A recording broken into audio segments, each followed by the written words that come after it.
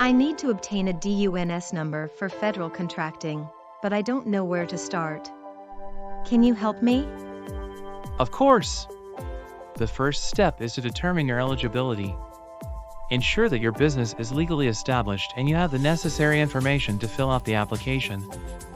Okay, I have my legal name, physical address, and the name of the business owner. What's next?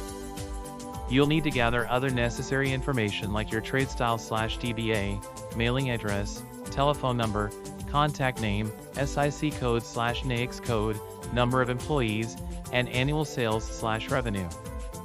Got it. Now, how do I apply for a DUNS number? Visit the DUNS request portal on the Dun & Bradstreet website. Fill out the application form with the information gathered in Step 2. Okay, I completed the application form. What's next? Before submitting, review all the details to ensure accuracy and completeness. Once you're satisfied, submit your application. How long does it take to receive my DUNS number?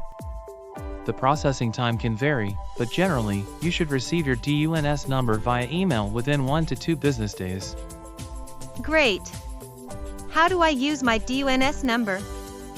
Keep a record of your DUNS number as it will be used frequently in your dealings with the federal government.